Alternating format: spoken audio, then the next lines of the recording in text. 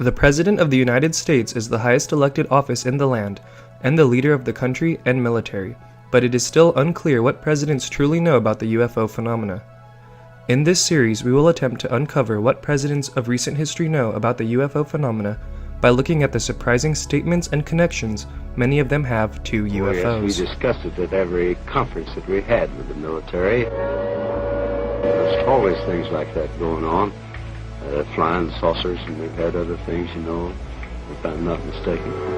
Gathered in a schoolyard with about 20 other men, and we saw a bright light appear in the distant western skies, and it got closer and closer, and when it was just above the treetops, it changed color, and then it stayed there for a while, and then it disappeared into the distance. And none of us could ever imagine what it was, and I still don't know what it was. I occasionally think how quickly our differences worldwide would vanish if we were facing an alien threat from outside this world. And yet, I ask you, is not an alien force already among us? What could be more alien to the universal aspirations of our peoples than war and the threat of war? I think it's time to open the books on questions that have remained in the dark, on the question of government investigations of UFOs. It's time to find out what the truth really is that's out there. So I think there are lots of interesting discoveries, biological, on Earth, and other discoveries in the heavens that those of you who are younger will get to see unfold. You'll have all kind of problems with them, but on balance it'll be a plus. And it'll make life much more interesting. Did you go through the secret files, the UFO documents? Because if I was president, that'd be the first thing I did. You know, it's funny, my daughters asked the very same question. They did? Yeah. Would you be allowed to tell your daughters what was in those files? No. You would not? No. And I go through everything to find out what happened. Right. Did you do that? That's why you will not be president. Because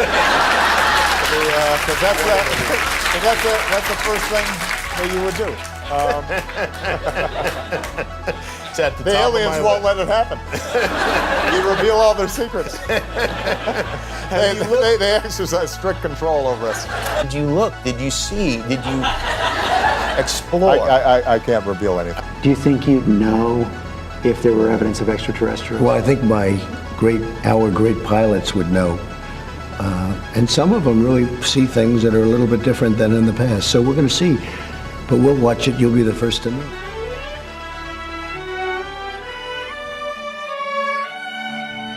So let's journey into the White House and examine the lives of those who have occupied the office of the president to see what they know about UFOs. Welcome to The Presidents.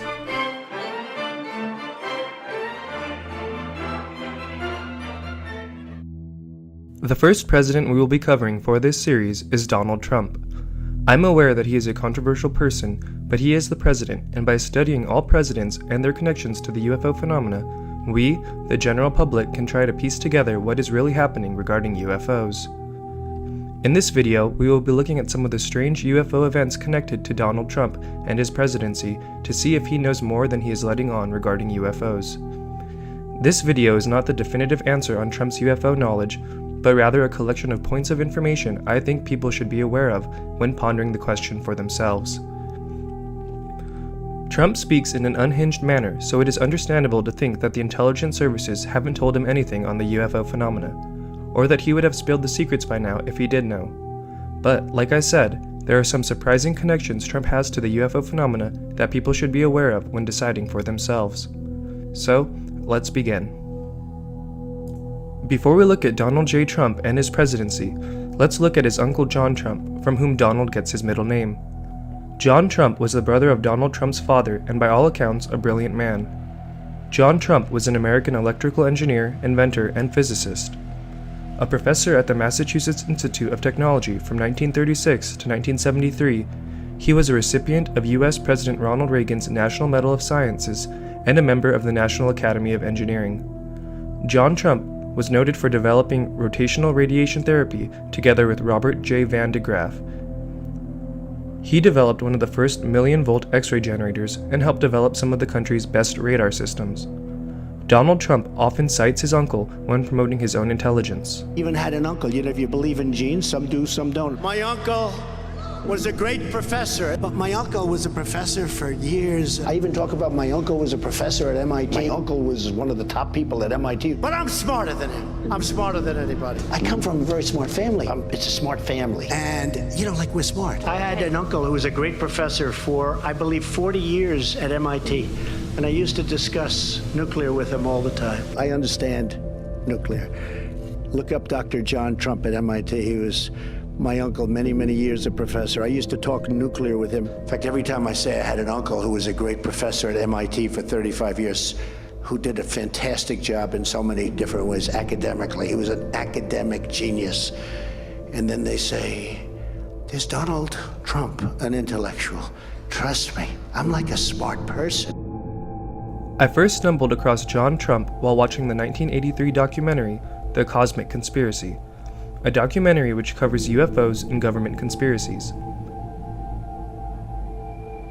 Whoever you may be, wherever you may live, this program contains material and information that is vitally important to you and your future. It is sensitive information that until now has been kept secret. Flying saucers, laser guns, secret experiments in travel through time and space. Are all these things pure fiction, imagined in the minds of science fiction writers?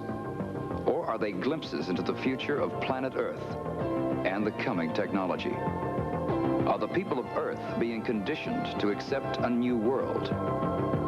These questions were the reason for a worldwide search for the truth. A search led by Stan Deyo, an inventor and computer technologist from Dallas, Texas, who at one time was an officer cadet at the United States Air Force Academy and an informant for the FBI. This is his story to uncover the cosmic conspiracy.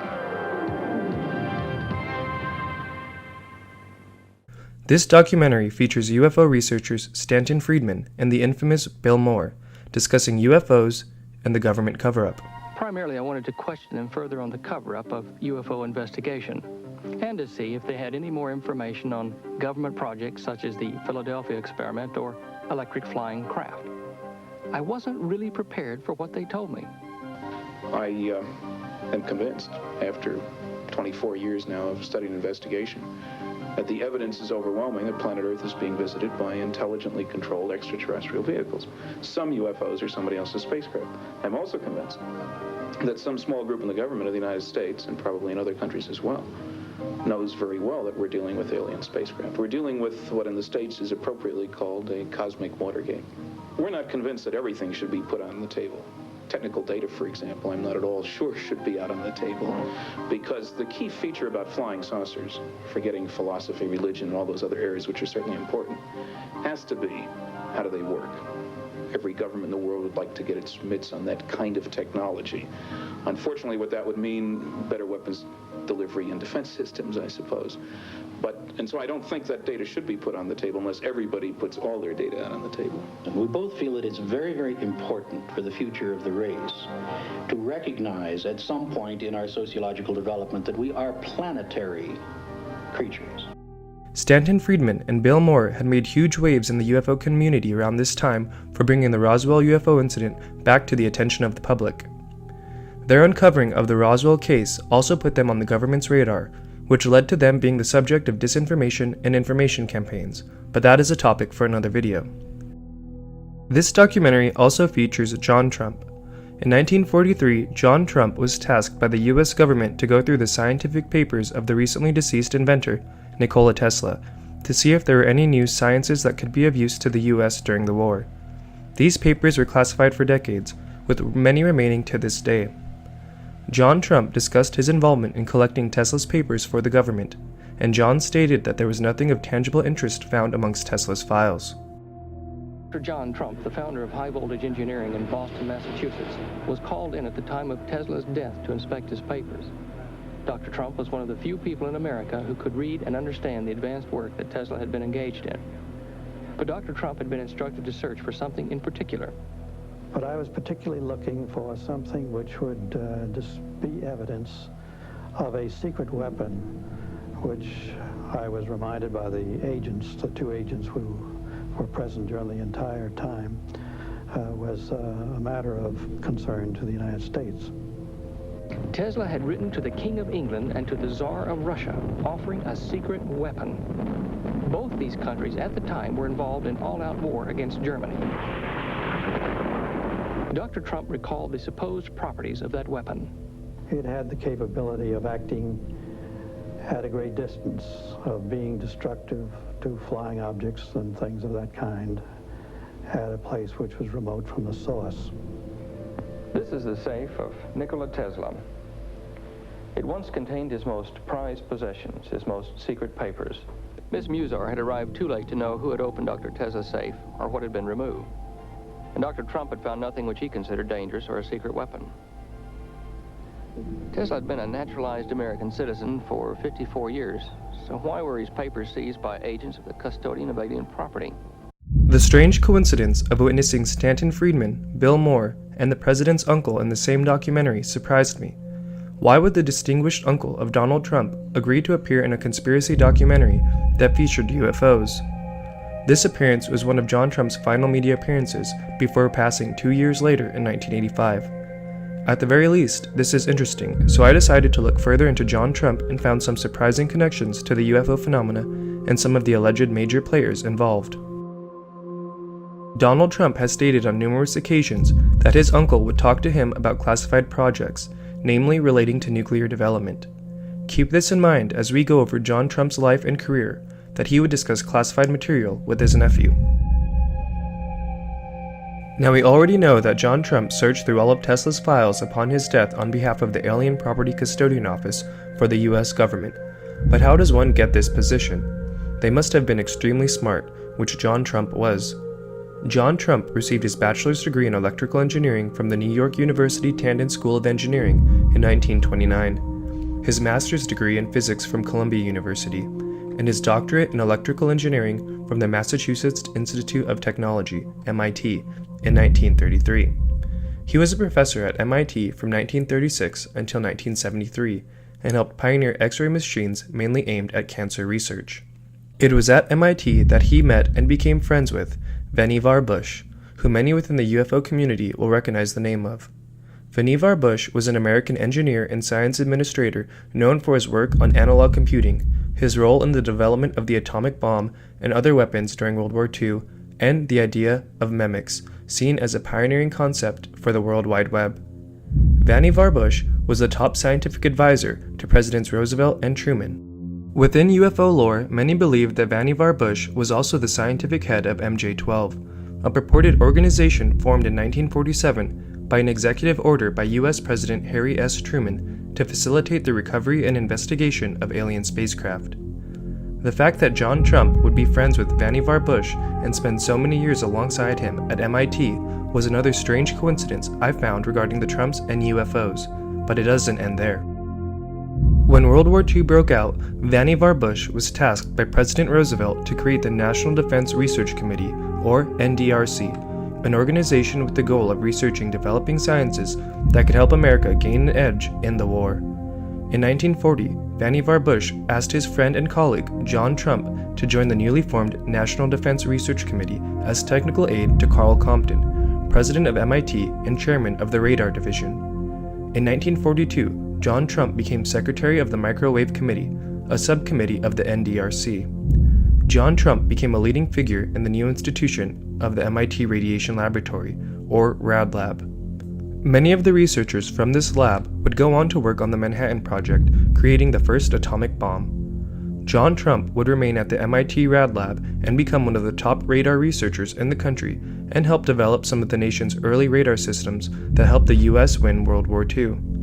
John Trump also served on the Advisory Specialist Group on Radar to General Carl Spaatz, who was the commander of Strategic Army Air Forces in Europe and the first Chief of Staff of the Air Force upon its creation in 1947. Now, just to reiterate, John Trump was one of the top radar researchers in the country and advisor to Commander General Spaatz during World War II and the following years, including during the infamous Roswell UFO incident, which occurred in July of 1947. General Spaatz claims to have been in Washington state on a fishing trip during the Roswell event and claims to have had no knowledge of Army Air Force planes being used to search for them. But his flight records and other newspaper articles released at the time indicate that during the Roswell fiasco, he took an emergency flight from Washington to Fort Worth, Texas, the location the Army originally broadcast taking the UFO wreckage before they were ultimately shipped to Wright-Patterson Airfield in Ohio. The Army may be getting to the bottom of all this talk about the so-called flying saucers. As a matter of fact, the 509th Atomic Bomb Group headquarters at Roswell, New Mexico, reports that it has received one of the discs which landed on a ranch outside Roswell. The disc landed at a ranch at Corona, New Mexico, and the rancher turned it over to the Air Force. Rancher W.W. Brizell was the man who discovered the saucer. Colonel William Blanchard of the Roswell Air Base refuses to give details of what the flying disc looks like.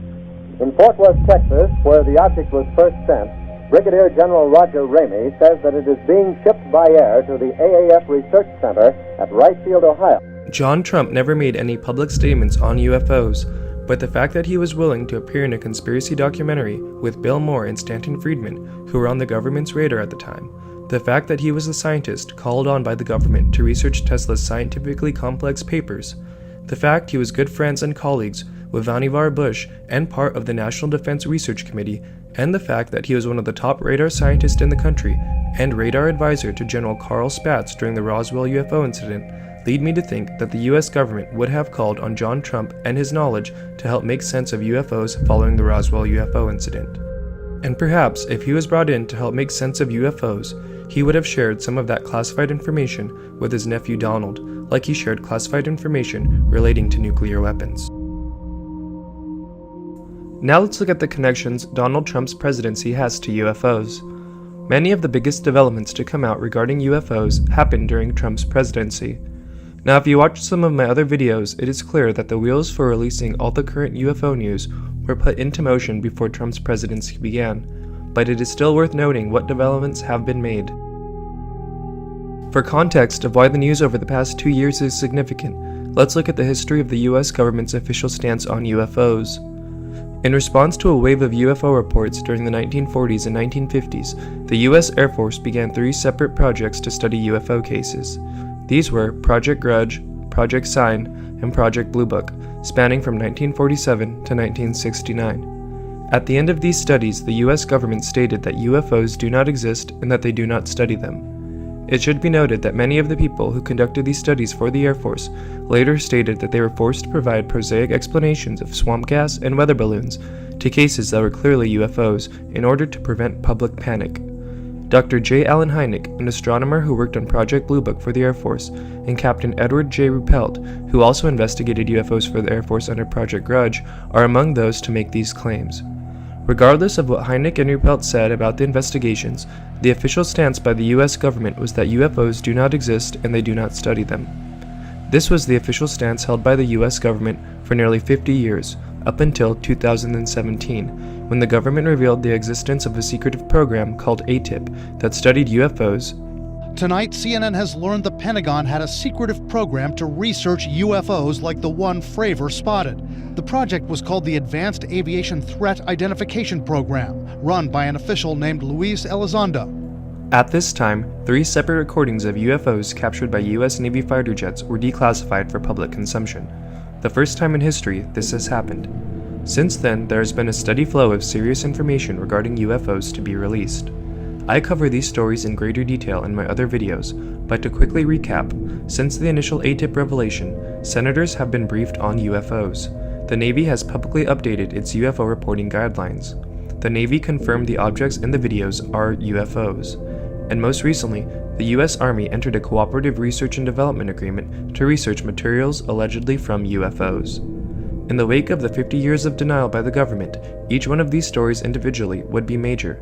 But the fact that they are happening in such close proximity to each other after the 50 years of denial is telling of a major shift in the way in which government views the subject. And like I said, this shift was put into motion before Trump's presidency, but all of the aforementioned stories happened while Trump was president. Another big aspect of Trump's presidency has been the creation of Space Force. Now, Trump has never said that Space Force is designed to deal with UFOs, but I think people should be aware of Senator Richard Blumenthal's statements regarding threats in space during Space Force hearings. The most important facts for us and the American people to understand are the facts that haven't been said today. And the reason why they haven't been said is that they are largely classified. And the reason that's important is that the American people have no idea, really no idea, about the immensity of the threat in space. And I've made this comment in a classified setting that I wish the American people could be present in this room, because our adversaries know what they are doing. We know what they are doing. They know, we know what they are doing. But the American people have no idea. Now let's look at some weird UFO events that occurred surrounding Trump. These two events occurred when Trump went to North Korea and the week of Thanksgiving 2019. When Trump went to North Korea to meet with Kim Jong-un in July of 2019, South Korean radar picked up a UFO flying near the DMZ. The American and South Korean militaries determined that dispatching jets to intercept was an appropriate reaction. The jets were unable to intercept the object on radar, and the authorities later stated that it was a flock of birds. Perhaps the authorities were nervous because of the circumstances, but these radar systems encounter flocks of birds every day. The event that occurred in Washington, D.C. in late November 2019 was very similar to the event that occurred in North Korea. In the early morning of November 29th, a small plane was reported flying around restricted airspace in Washington, D.C. NORAD stated in since-deleted tweets that senior intelligence officials are monitoring the situation on a national event conference call. Our jet fighters are on site and responding. The plane is not considered hostile at this time. Because of this alleged plane, the entire Capitol was evacuated and the White House was put on lockdown. The White House was on a brief lockdown this morning, and the U.S. Capitol building was evacuated. It was reported that a plane entered closed airspace. An all-clear was given, and the lockdown at the White House was lifted. The White House went on lockdown for 20 minutes Tuesday morning. An unauthorized aircraft was reported in the vicinity. All Capitol buildings were also on lockdown, and staffers arriving were not allowed inside. An all-clear was given once officials deemed the aircraft was not a threat. Statements out of NORAD and NORTHCOM, which does air defenses for all of North America, and they've said that aircraft have been taxed. So that in vernacular, that means they've been scrambled. They've sent up fighter jets. So we'll see to what extent and what sort of details there are about this airspace violation, if there's still a threat. I can tell you here at the White House that the lockdown is over. In the past, when this happened, I believe it was in 2003, when the Capitol was evacuated and there was an airspace violation, it was because the governor of Kentucky was flying in and forgot to turn on his transponder and didn't know that he was in violation. So sometimes these are simple, just aviation errors. Obviously, they take all precautions at the White House and the Capitol, as well as the Pentagon, and fighters have been scrambled. Well, they at least have been tasked. I should be clear on that. They've been tasked, and we'll see to what extent we get updates, but the White House no longer on lockdown. NORAD then stated that the object was a flock of birds, and then followed it up again by stating that it was a glitch.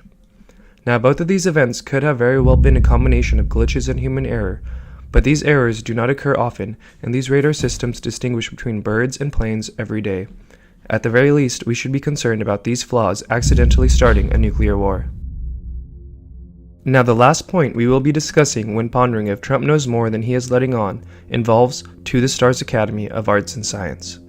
To the Stars Academy is a company with the goal of helping the government reveal the complex truth of the UFO phenomena to the public over the coming years, and they are largely responsible for changing the serious nature in which UFOs have been discussed recently. This organization is composed of respectable people like Lou Elizondo, who ran the Pentagon UFO investigation program, Chris Mellon, former Deputy Assistant Secretary of Defense for Intelligence, Steve Justice, retired Program Director for Lockheed Martin Skunk Works, among others. In 2018, someone closely tied to Donald Trump would join To the Stars Academy. Chris Herndon, the Deputy Assistant to the President and Director of White House Information Technology. This position was created by the Obama administration to establish and coordinate the necessary policies and procedures for operating and maintaining the IT and services provided to the president. The responsibilities include modernizing of existing IT estate and adoption of new tools. Chris Herndon was appointed by Trump and left this role to join the team at To the Stars. I think it is significant that someone so closely tied to the president is now a part of To the Stars Academy. We will close with Trump's public statements made on UFOs. Trump claims that he doesn't believe in UFOs, but his responses are suspicious. Now, to recap the things to consider when pondering if Trump knows more than he is letting on, Trump's uncle was the scientist called on by the US government to go through Tesla's papers, being one of the only people smart enough to make sense of them. He was close friends and colleagues with Vannevar Bush. He was one of the top radar scientists in the country and radar advisor to the head of the Army Air Force during the Roswell event. For Trump, remember that unprecedented developments regarding the government's public stances on UFOs have been made during his presidency. Trump's emphasis on expanding Space Force, especially in light of Senator Blumenthal's statements. 2 separate weird UFO events have occurred, resulting in jets being dispatched and the Capitol being evacuated, and someone from the Trump team is now a member of To the Stars Academy. Let me know in the comments if you think Trump knows more than he is letting on, or if he hasn't been told anything.